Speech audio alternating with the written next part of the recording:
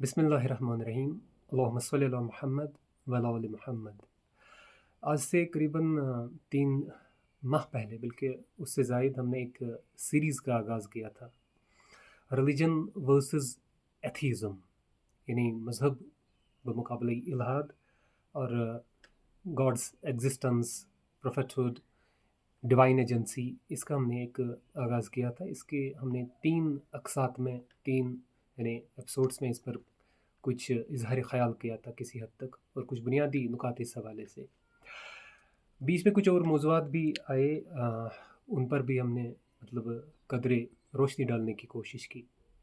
कुछ ज़ाती मसरूफ़ियात भी हाइल हुई जिसकी वजह से हम इसे कंटिन्यू नहीं कर सके। ये उसी सिलसिले की आज एक और कड़ी है, एक और हिस्सा है, यानी चौथा हिस्सा, एथीज़म वर्सेस गॉड्स एग्जिस्टेंस और रिलीजन वर्सेस एथीज़म, मज़हब मुकाबले इल्हाद, उस सिलसिले की यानी चौथी कड़ी। बहरहाल यहाँ तक हम पहुँचे थे कि एथीज़म जो है वो इनकार पर खड़ा है, यानी इल्हाद, यानी डिस्कोर्स ऑफ एथीज़म, उसकी बुनियाद इनकार पर खड़ी है। और इनकार पर जिस चीज़ की बुनियाद हो वो यानी नहायत ही नाक़िस होता है, वो कमज़ोर होता है, उसका मुकदमा नहायत कमज़ोर है। और यहाँ तक हमने इख्तिताम, यानी यहाँ तक हम पहुँचे थे कि हिस्टोरिकली जो एथीज़म है, हिस्टोरिकली ये मार्जिनल है, और कुरान ने इसीलिए इसे, वही इलाही ने जो रिवील्ड स्क्रिप्ट है, उसने इसे इन्हें फुटनोट्स की भी अहमियत नहीं दी है, हाशिए की भी अहमियत नहीं दी है। उसके बाद साइकोलॉजिकली सेकेंडरी है, उस पर भी हमने कदरे रोशनी डालने की कोशिश की। अच्छा, यहाँ तक हम पहुँचे थे। हम आज इसी को यहाँ से आगाज़ करते हैं कि अब यानी न्यू एथीज़म, जिस तरह से हम डार्विनियन और नियो डार्विनियन कहते हैं, हालांकि उसमें भी उतना यानी जिज़ियात का फ़र्क है, कुछ जिज़ियात का इजाफा हुआ है। क्लासिकल एथीज़म और न्यू एथीज़म, मॉडर्न एथीज़म का जहाँ तक ताल्लुक़ है, इसमें कोई उतना यानी असास एक ही है, बुनियाद एक ही है कि ये इनकार पर यानी खड़ा है। तो मॉडर्न ये भी कहा जाता है, यानी कुछ साहब फ़िक्र, साहब नज़र कहते हैं मॉडर्न साइंस, यानी मॉडर्न साइंस का मुकदमा वो भी यानी इनकार पर ही। हालांकि मेरे यानी जहाँ तक मैं समझता हूँ, अपनी कम इल्मी को निगाह में रखते हुए, मैं समझता हूँ कि मॉडर्न साइंस का जहाँ तक ताल्लुक़ है, साइंस का जहाँ तक ताल्लुक़ है, एक तो ये मिसकॉन्सेप्शन है कि साइंस एक सब्जेक्ट है। साइंस हकीकत में देखा जाए तो सब्जेक्ट नहीं है, बल्कि साइंस एक एक एक मेथोडोलॉजी का नाम है। अब जहाँ तक मॉडर्न साइंस का ताल्लुक़ है, ये क्यों कहा जाता है कि मॉडर्न साइंस की बुनियाद भी यानी इनकार पर खड़ी है? वो इसलिए कि एक तो साइंटिस्ट कम्युनिटी जो है, वहाँ बिलीवर्स की तादाद भी कुछ कम नहीं है। आपको ये सुनकर हैरानगी होगी कि मुझे यानी I don't remember the year exactly कि किस साल में यानी Nobel laureates, Nobel prize winners जो थे, वो 65% वो क्रिश्चियन बिलीवर्स थे जिन्हें नोबेल प्राइज़ मिला था। तो साइंटिस्ट कम्युनिटी में यानी अगर देखा जाए तो नंबर बराबर है, बल्कि अगर यानी हकीकी लिहाज से यानी बिलीवर्स का ही नंबर ज़्यादा है। अब क्यों कहते हैं मॉडर्न साइंस भी जो है वो उसकी बुनियाद इनकार पर खड़ी है? वो इसलिए कि एक तो उसमें एथिस्ट्स का नंबर यानी जो है बढ़ रहा है, और दूसरी बात ये कि उन्होंने रेने डिकार्टस जो है उसके यानी कार्ड को इस्तेमाल करने की कोशिश की। उसमें हम उसकी तरफ हम बाद में आते हैं। पहले ये कि मॉडर्न साइंस के नज़दीक या एथीज़म के नज़दीक जो भी कायनात में मादी अशिया है, जो भी मैटर है, ये ब्लाइंड मैटर है, ये डेड मैटर है। और यानी ये जो कॉर्पोरियल रेलम है, इसे कॉर्पोरियल रेलम या फिजिकल वर्ल्ड कहते हैं, जो भी कुछ मैटर है, ये यानी ये इनर्ट मैटर जो है, ये डेड मैटर है। उसके बाद दूसरा ये कि ये कॉर्पोरियल रेलम जो है, ये सेल्फ सस्टेनिंग है।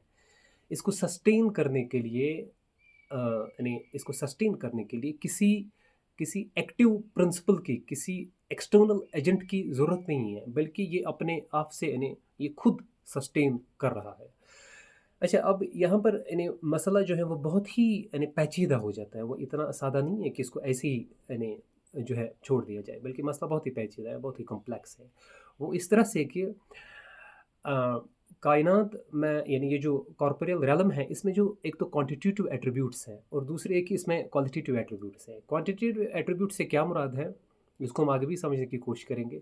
क्वांटिटेटिव एट्रीब्यूट से मुराद ये है, एक तो इसमें मास है, यानी हजम, मास, MESS, और उसके बाद इसमें जो मोशन है यानी हरकत, और उसके बाद इसमें जो इसमें जो एनर्जी है यानी ये तवन्नाई, ये क्वांटिटेटिव एट्रीब्यूट्स हैं। ये क्वांटिटेटिव एट्रीब्यूट्स जो है इसकी जो कम्प्लेक्सिटी है मादे में, ये इसी से उभरते हैं। अच्छा, अब मसला यहाँ बहुत ज़्यादा यानी और भी पेचीदा हो जाता है और यानी बड़ा ही मुश्किल हो जाता है। अब इसमें क्वालिटेटिव एट्रीब्यूट्स हैं, उन क्वालिटेटिव एट्रीब्यूट्स का क्या करें? क्वालिटेटिव एट्रीब्यूट्स से मुराद यानी ये जो मादे में यानी ये जो अवेयरनेस है, अगर मादा यानी डेड मैटर है, ब्लाइंड मैटर है मैटर ये कि जो कुछ कायनात में है यानी इवन ये ज़मीन भी, ये प्लैनेट जो है, ये स्टार्स जो हैं, ये सारा मैटर है। अच्छा, क्वालिटेटिव एट्रीब्यूट से मुराद इसमें अवेयरनेस, ये अवेयरनेस कहाँ से आई? ये कॉन्शियसनेस कहाँ से आया यानी ये शऊर कहाँ से आया? उसके बाद ये इन्फॉर्मेशन कहाँ से आई? ये क्वालिटेटिव एट्रीब्यूट से है। इसी तरह रियलाइजेशन, इमोशंस, एहसास, जज्बात, ये तमाम चीज़ें ये कहाँ से इसमें आई? इसमें वो यहाँ रेने डिकार्टस एक तो वो फ़लसफ़ी भी थे, वो तो फ़िलासफ़र भी थे और वो फ़िज़िस्ट भी थे। चूँकि उसकी फ़िलासफ़ी जो है वो अब आउटडेटेड हो चुकी है, यानी न्यूटन के आ जाने के बाद उसकी फ़िलासफ़ी, उसकी फ़िज़िक्स आउटडेटेड हो चुकी है। रेने डिकार्ट्स उसे यानी जो कार्टेशियन ड्यूअलिज़्म है, सबस्टेंस ड्यूअलिटी, वो दुई का कायल था। उसने क्या किया, उसी कार्ड को फिर एथीज़म यानी एथीज़म डिस्कोर्स जो है, डिस्कोर्स ऑफ एथीज़म, एथीस्टिस ने इस्तेमाल किया। हालांकि रेने रेने डिकार्ट्स के मुतल्लिक ये बिल्कुल यानी ये वसूख के साथ कहा जा सकता है कि वो मुल्हिद नहीं था, बल्कि उसने उसका फ़लसफ़ा बहुत ही दिलचस्प पढ़ने के लायक है, उसकी फ़िज़िक्स भी। हालांकि न्यूटन ने उसकी फ़िज़िक्स को आउटडेट कर दिया और बहुत ही यानी बहुत हद तक जो है उसे यानी टर्मिनेट कर दिया, क्योंकि न्यूटन के आने के बाद यानी यूरोप में जो कुछ भी हम तरक्की देखते हैं, जो ये यानी माहिर अकूल कारनामे उन्होंने अंजाम दिए, ये सारी न्यूटनियन फिजिक्स है। बहरहाल, तो रेने डिकार्ट्स का जहाँ तक ताल्लुक है, रेने डिकार्ट्स ने क्या किया? रेने डिकार्ट्स ने ये किया कि उसने कहा कि there are two substances in the cosmos. यानी कॉस्मोस में दो चीज़ें हैं, there are two conditions, there are two substances in the cosmos. One is what he called and what he considered extended, what he called extended एक realm है, यानी जिसे वो रेस एक्सटेंसा कहते हैं अपनी टर्मिनोलॉजी में। रेस एक्सटेंसा मीन्स यानी फैला हुआ मादा, जो कुछ ये कायनात में है, फैला हुआ मादा। उसके बाद दूसरा उसने क्या किया, and other what he considered thought, यानी उसे वो रेस कॉजिटेंस के नाम से जो है रेस कॉजिटेंस का उसने उसे नाम दिया, यानी सोचने वाला जहन, थॉट। तो इन चीज़ों को उसने अलग कर दिया, इन दो चीज़ों को। तो मॉडर्न एथीज़म जो है, यानी इल्हाद जो है, इल्हाद ने क्या किया? इल्हाद ने इसी रेने डिकार्ट की यानी कार्टेशियन ड्यूअलिज़्म जो है, इसी को कार्ड के तौर पर इस्तेमाल किया। डिकार्ट ने क्या किया? डिकार्ट ने कायनात को मैकेनिकी अंदाज में एक्सप्लेन करने की कोशिश की। यानी वो कुछ कहते हैं कि वो एग्नोस्टिक है, कुछ ये भी कहते हैं कि वो पैंथीस्ट हैं, कुछ ने ये भी कहा कि वो यानी क्रिप्टो एथीस्ट है, यानी छुपा हुआ मुल्हिद। लेकिन असल में वो मुल्हिद नहीं था, बल्कि उसने सोचने वाला जहन, रेस एक्सटेंसा और रेस कॉजिटेंस, थॉट को, इनको बिल्कुल अलग कर दिया, एक मैकेनिकी अंदाज से जो है कायनात को यानी समझाने की कोशिश की। लेकिन साइंस ने आगे क्या किया? मॉडर्न एथीज़म ने यानी नए इलाहाद ने या मॉडर्न साइंस ने, उन्होंने इसी कार्ड को इस्तेमाल करके ये किया कि अगर यानी डेकार्ट ये कह रहे हैं कि जो इनिशियल पुश है, वो इनिशियल पुश तो यानी एक गॉड ही उसके पीछे है, वो इनिशियल पुश उसी ने दिया, यानी इनिशियल इम्पार्टेशन उसी की है। लेकिन उसके बाद उसने जो हरकत दी, उसमें जो लॉज ऑफ नेचर है, यानी एक तो जैसे gravitational force, law of gravitation, इसी तरह इलेक्ट्रोमैग्नेटिक फोर्स, इसी तरह वीक फोर्स, इसी तरह से स्ट्रॉन्ग न्यूक्लियर फोर्स, ये इन्हीं की वजह से जो है ये जो हर की कवानीन है, इन्हीं की वजह से चलती है, यानी मैकेनिक के अंदाज से समझाने की कोशिश की। मॉडर्न एथिज्म ने क्या किया? मॉडर्न साइंस ने उन्होंने ये किया कि उन्होंने यानी जो क्रिएटर है, जो डिवाइन एजेंसी है, उन्होंने उसको डिस्प्लेस कर दिया। उन्होंने कहा कि अगर कायनात मैकेनिकी अंदाज से चल रही है, तो अब यानी क्रिएटर की क्या ज़रूरत है? इसको यानी ये जब मैकेनिकी अंदाज से चल रही है, तो यहाँ से उन्होंने इस तरह से इसको, लेकिन मामला उतना आसान नहीं है, बहुत ही पेचीदा है। उनके मुताबिक यानी जो मॉडर्न साइंस है, ये कॉस्मोस जो है, ये पूरा यानी ये सारा जो है ये मैकेनिज्म है। ये यानी the whole cosmos is a big mechanism, but we यानी from the point of Islamic view ये मैकेनिज्म नहीं है, उससे बहुत सारी प्रॉब्लम्स आ जाती है। देखिए, अगर ये पूरा यानी ये सारा जो ये कॉर्पोरियल रेलम है, इसमें एक तो कॉर्पोरियल रेलम है हमारे यानी हम इसकी कैटेगराइजेशन इस तरह कहते हैं। एक तो कॉर्पोरियल रेलम है, कॉर्पोरियल रलम यानी फिजिकल वर्ल्ड, उसके बाद कॉर्पोरियल रलम के बाद एक डिवाइन रलम है, उसके पीछे एक सटल रियलम जिसे हम आलम बरज़ख के नाम से कहते हैं, जानते हैं। बहरहाल यानी ये 3 रलम हैं। तो इन्होंने इसको, अगर हम इसको अब मैकेनिज़्म कहें तो उससे बहुत सारी प्रॉब्लम्स हो जाती हैं। क्या उन्होंने क्या किया? उन्होंने कहा ये किया कि यानी जो मॉडर्न एथिज़्म है वो इमोजिटिज़्म, यानी इसमें जो मादे में जो कम्प्लेक्सिटी है वो इसी से, जैसा कि हमने शुरू में कहा, आगाज़ में कहा कि वो उसी से उभरते हैं। लेकिन कैसे उभरते हैं? यानी उसमें वो कम्प्लेक्सिटी है क्या? यहाँ क्यों और कैसे का सवाल पैदा हो जाता है। उसके बाद पैनसाइकिज़्म, यानी पैनसाइकिज़्म का भी वो सहारा लेते हैं। Panpsychism is a philosophical view. Panpsychism is a philosophical view that that says that all matter, यानी जो सारा कुछ मैटर कायनात में मौजूद है, जो डेड मैटर है, यानी has an element of consciousness. लेकिन सवाल ये पैदा होता है कि ये कॉन्शियसनेस कहाँ से इसमें आई? तो यहाँ यानी उसके बाद थीज़म ये कहता है कि नहीं, यानी उसके पीछे यही डिवाइन एक एजेंसी है, क्योंकि कायनात, ये पूरी कायनात जो है ये रिड्यूसिबल होल है। रिड्यूसिबल होल, इसको हम मिसालों से समझने की कोशिश करेंगे। ये कायनात जो है, कायनात जो है, ये कॉस्मोस जो है, ये इररिड्यूसिबल होल है, ये रिड्यूसिबल होल नहीं है। इसको पार्ट्स के अंदर अगर हम इसे समझना चाहिए, if you are interested, if you want to understand it, we can not understand it by you know by simply understanding its parts. No, हमें प्रिंसिपल, इसकी जो मैनिफेस्टेशन है उसको समझना पड़ेगा, उसको समझना होगा। यहाँ हम एक मिसाल देते हैं। यहाँ फिर यानी इतनी पेचीदगी हो जाती है कि कायनात जो है, एक तो इसमें ये लॉज ऑफ नेचर ये कहाँ से आई? क्योंकि यानी तरतीब उस कायनात में, जब हम एक हार्मनी देखते हैं, उसमें जब हम एक ऑर्डर देखते हैं, उसमें जब हम एक तरतीब देखते हैं, यानी एक हकीमाना निज़ाम, मैथमेटिकल, यानी जो लॉज उसमें जिसकी बदौलत वो चल रहा है, उन्हें कौन, यानी जो प्राइम मूवर है वो उन्हें कौन चल रहा है? मिसाल के तौर पर उसे जो एनर्जी मिल रही है, वो एनर्जी उसे कहाँ आ रही है? जैसे एक कुलाक है, हम कुलाक की मिसाल देते हैं जो एक रिड्यूसिबल होल है। एक कुलाक जब चलता है वो एक डिज़ाइंड, एक यानी उसका ये सारा पैटर्न जो होता है, लेकिन जब उसकी बैटरी ख़त्म हो जाती है, बैटरी ख़त्म के हो जाने के बाद, बैटरी जब उसमें ख़त्म हो जाती है, नाउ द क्लॉक, यानी ये अब इसमें ये it can not display the time, time इसमें अब डिस्प्ले नहीं हो सकता। क्यों? क्योंकि उसका फ्यूल जो है वो ख़त्म हुआ, उसकी एनर्जी जो है वो ख़त्म हुई। इसी तरह से ये कायनात जो है उसमें जो एनर्जी है, वो एनर्जी उसे कहाँ से मिल रही है? यानी how could randomness create such order in this universe? यानी इस यानी इत्तेफाक से तरतीब तो पैदा नहीं हो सकती। And the second thing is, यानी ये जो ब्लाइंड मैटर है, can blind matter generate meaning in this universe? क्या उससे यानी माना पैदा हो सकते हैं? इसी तरह से बेशऊर मादे से, लाशऊर मादे से शऊर पैदा हो सकता है? Can consciousness arise, can consciousness emerge from this dead matter और lifeless matter? No, it's impossible. तो ये एक इरिड्यूसिबल होल है। इरिड्यूसिबल होल है जैसे एक इंसान। अगर हम ये कहें कि कायनात एक इरिड्यूसिबल होल नहीं है, ऐसे ही यानी इंसान भी एक इरिड्यूसिबल होल नहीं है, तो फिर यानी इंसान जो है उनके नज़दीक, मॉडर्न साइंस एथिज्म के नज़दीक, वो भी एक मैकेनिज्म है। उससे सूल जो है उसकी नेगेशन हो जाती है। हालांकि human is governed by a unified सूल, बाय अ यूनिफाइड स्पिरिट। उसे एक सूल कंट्रोल करता है। उसको इस तरह से नहीं समझा जा सकता। We can not understand an irreducible whole by simply understanding its its organs. जैसे एक हम एक डिवाइस की मिसाल देते हैं, यानी कोई भी डिवाइस, जितने भी यानी ये जो साइंटिफिक इन्वेंशंस हैं, सपोज एक मोटर कार है, इंसान जो है एक इरिड्यूसिबल होल नहीं है, यानी जैसे कायनात, इसी तरह से इंसान भी। अब हम इसको इंसान से समझने की कोशिश करेंगे। क्यों? क्योंकि उसे यानी हिस्सों के अंदर यानी एक मुकम्मल मजमूए के हिस्सों के अंदर रिड्यूस नहीं किया जा सकता है।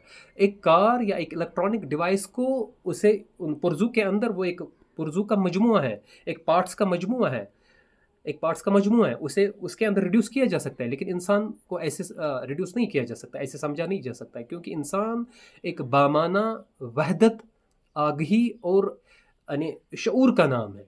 वो उससे यानी उसके माना जो है उससे उभरते हैं, और वो उससे यानी उसकी वो एक बामाने, मरबूत और वहदत का नाम है। कैसे? मिसाल के तौर पर सबसे पहले यानी हम चंद मिसालों से समझने की कोशिश करेंगे कि ये इंसान एक इरिड्यूसिबल होल क्यों है और एक कार रिड्यूसिबल होल क्यों है। यानी वो एक सिस्टम है, तो वो एक रिड्यूसिबल होल है। यानी we can understand the functions of a car by simply understanding the behavioral functions of its parts. यानी plus parts plus arrangement is equal to whole, उसे हम समझ सकते हैं, लेकिन इंसान को नहीं समझ सकते क्योंकि उसमें कॉन्शियसनेस है, उसमें अवेयरनेस है, तो यानी उसमें इंफॉर्मेशन है, उसमें आगही है, उसे उस तरह से नहीं समझा जा सकता। सबसे पहले हम यानी माना और फ़हम को लेते हैं, मीनिंग को लेते हैं, उसमें जो विजडम है उसको लेते हैं। देखिए अल्फाज जो है, अल्फाज को अगर हम अलग करेंगे तो फिर सिर्फ हरूफ रह जाते हैं, यानी खाली हरूफ जो है वो इश्कालात पैदा करते हैं। जैसे लफ्ज़ खुदा, अगर हम लफ्ज़ खुदा को अलग अलग करें, खई दाल और अलिफ, तो इश्काल पैदा हो जाता है, यानी माना तो नहीं बनते हैं। माना एक बाला दर्जे की यानी वहदत से उभरते हैं। जब हम इसी खाईदाल को जमा करते हैं तो यानी जोड़ते हैं, इनको बाहम हम मिलाते हैं, तो फिर ये माना पैदा करते हैं और कॉन्सेप्ट ऑफ गॉड या कॉन्सेप्ट ऑफ अल्लाह या कॉन्सेप्ट ऑफ क्रिएटर या कॉन्सेप्ट ऑफ परमेश्वर वो सामने आता है। तो लफ्ज़ों को यानी इनको हरफों में हम अलग अलग करें तो हमें समझ में नहीं आता, जब हम इनको इकट्ठा करें तो हमें माना समझ में आता है। दूसरे उसके बाद उसकी पर्सनल आइडेंटिटी, उसकी शनाख्त, इंसान की शनाख्त, इंसान में यानी जो खुलिए हैं, जो सेल्स हैं, यहाँ भी अंदाज़ा लगाइए ये कितनी कम्प्लेक्सिटी इसमें है, यानी कितना मुश्किल है। इंसान के अंदर साइंस का ये कहना है कि उसमें 30 to 40 खरब 30 to 40 यानी 30 से 40 खरब ट्रिलियन इसके अंदर सेल्स मौजूद है, जो मुख्तलिफ टिश्यूज़ में, मुख्तलिफ बाफ्तों में, कुछ दिनों में, कुछ सालों में, कुछ महीनों में, कुछ हफ्तों में बदलते रहते हैं, सिर्फ 10 साल के अंदर नहीं। यानी मामला इतना बहुत पेचीदा है। होना तो ये चाहिए था कि अगर ये सेल्स बदल रही है, अगर ये बदल रही है तो इंसान भी बदलना चाहिए, लेकिन ये बदलता नहीं है। इसमें जो शऊर है, यानी मैं हूँ का एहसास, वो बरकरार रहता है।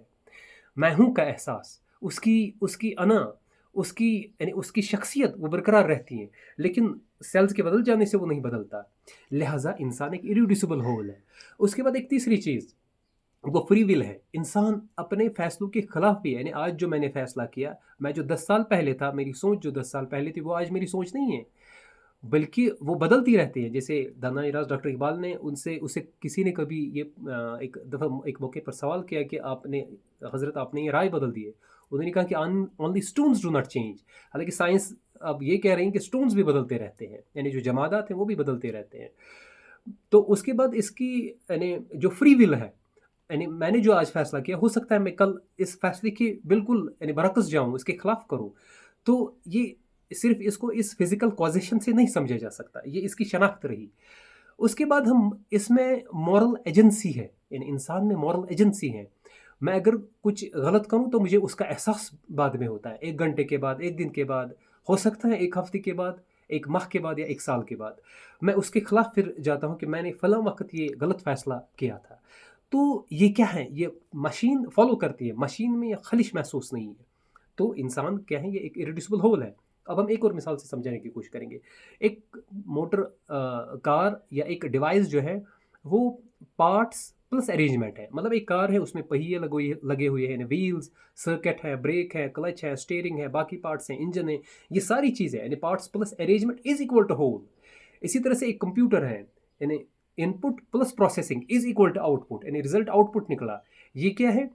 तो लेकिन ये एक कॉजल चेन है, ये कॉजल चेन है, ये कॉजिशन है, लेकिन उस लेकिन फिर भी ये रिड्यूसिबल रहा, उसमें हकीकत उसमें कुछ नहीं है, यानी शऊर उसमें कुछ नहीं है। लेकिन इंसान इससे बहुत ही आगे है, उसकी जहते ज़मान व मकान से आगे असर डालती है। मिसाल के तौर पर गालिब एक बहुत बड़ी शख्सियत थी। इसी तरह से दाना-ए-राज़ डॉक्टर इकबाल, फ़ख्र राज़ी, इमाम गज़ाली, न्यूटन, शेक्सपियर, कीट्स, इनका काम हम आज भी पढ़ते हैं क्योंकि उसमें माना है, उसमें फ़हम है, उसमें विज़डम है। वो आज भी ज़िंदा है। होना तो ये चाहिए था कि वो अगर ख़त्म हुई है तो उसी के साथ, यानी वो क्या है जिसकी वजह से यानी गालिब जैसी जीनियस शख्सियत ने दीवाने गालिब की सूरत में हमें एक मजमुआ पेश किया। वो क्या है जिसकी वजह से दाना-ए-राज़ डॉक्टर इकबाल ने बांगे दिरा, बाले जबरील, ज़र्ब कलीम, ज़बूर अजम या असरार खुदी और रमूज़ बेखुदी दिया। वो कुछ अलग है, तो ये एक इर्रिड्यूसिबल होल है। इसे रिड्यूसिबल होल नहीं कहा जा सकता। मिसाल के तौर पर यानी इरिड्यूसिबल होल और रिड्यूसिबल सिस्टम। रिड्यूसिबल सिस्टम क्या है? Parts in reducible system, in a reducible system parts can explain everything. In a irreducible system, parts do not explain everything and parts cannot explain everything. इस reducible system क्या है, इसमें जो है ये इसमें इनर एक्सपीरियंस नहीं है, it has no inner experience. एक कार में इनर एक्सपीरियंस नहीं है, एक इलेक्ट्रॉनिक डिवाइस में इनर एक्सपीरियंस नहीं है। बट जो ह्यूमन है इसमें एक इनर एक्सपीरियंस है, it has an inner experience. इसी तरह से ये फुली मैकेनिकल है, एक रिड्यूसिबल सिस्टम, लेकिन ये फुली मैकेनिकल नहीं है। This is governed by a spirit, this is governed by a soul. ये क्या है, ये एक यूनिफाइड, एक कॉन्शियस, एक यूनिटी है। ये वही यूनिटी है जिसे इकबाल ने कहा था, अगर न हो तुझे उलझन, अगर न हो तुझे उलझन तो खोल कर कह दूं, वजूदे हजरत इंसान न रूह है न बदन। अब देखिए यहाँ पर इकबाल क्या कह रहे हैं, हजरत इंसान, वो इंसान भी कह सकते, यहाँ हजरत कहने से यानी ये एक मुरक्कब है, यानी इसका यानी इकबाल कुछ और कहना चाहते हैं। अगर ऐसा है तो फिर जानदार भी उसी का मजमुआ है, यानी रूह और बदन। वो रूह और बदन से भी आगे कह रहे हैं, क्योंकि इंसान उससे आगे ज़मान और मकान से अपने असर डालता है। वो कहते हैं कि इंसान सिर्फ इसी का मजमुआ नहीं है, बल्कि उसमें कुछ और है। वजूद है हज़रत इंसान, न रूह न बदन। तो इंसान जो है ये एक इररिड्यूसिबल होल है। इसी तरह से ये कायनात जो है ये इररिड्यूसिबल है। जब तक हम उस प्रिंसिपल मैनिफेस्टेशन को समझने की कोशिश नहीं करेंगे, हम उसको नहीं समझ सकते। अच्छा, अब हम इसकी तरफ आते हैं। रेने डिकार्टस जो है, रेने डिकार्टस का कार्ड इन्होंने इस्तेमाल किया, यानी मॉडर्न एथीज़म ने, जदीद इल्हाद ने। तो इस तरह से चूंकि यानी कायनात की तवजी इस तरह से की, वो तभी कवानीन पर चल रही हैं तो उसे चलने दो, तो लिहाजा खुदा को उन्होंने डिस्प्लेस कर दिया।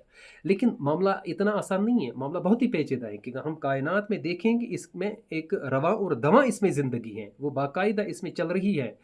यानी हुआ अल हय्युल क़य्यूम, जैसा कि हम हर नमाज के यानी अपने इख्तिताम पर जब हम नमाज से फारिग हो जाते हैं तो उसके बाद कुरान की एक बहुत ही खूबसूरत आयत, यानी अल्लाहु ला इलाहा इल्ला हुवा अल हय्युल क़य्यूम, यानी ये सेल्फ सस्टेनिंग नहीं है कायनात, बल्कि इसमें एक हुआ अल हय्युल क़य्यूम है। यानी हुआ इससे मुराद एक खुदा है जो इसे सस्टेन किए हुए है, वही इसे फ्यूल यानी प्रोवाइड कर रहा है, वही उसे एनर्जी प्रोवाइड कर रहा है। वरना ये कायनात जो है ये यानी एक मलबे के ढेर में जो ही वो इससे वो यानी वो जो डिवाइन एजेंसी का वो सपोर्ट है, वो कनेक्शन इससे बाहर वापस ले, तो वो बिल्कुल ख़त्म हो जाएगा। यहाँ पर रूह को समझने की कोशिश कीजिए।